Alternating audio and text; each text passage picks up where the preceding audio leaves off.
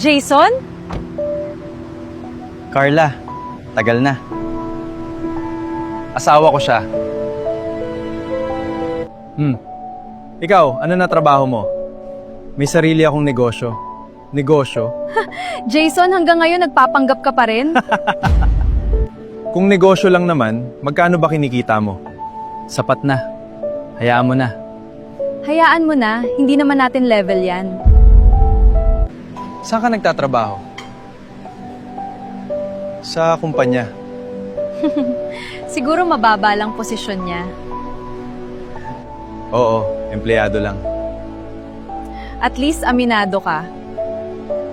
Kung gusto mo, papasukin kita sa kumpanya namin. Bukas, pumunta ka sa opisina. Sige. Good luck!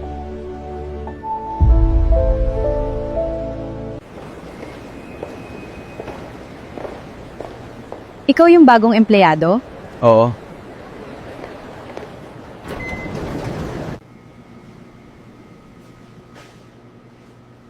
Sir Jason?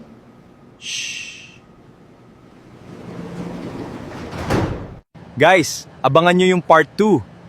Follow, like at share para hindi nyo ma-miss.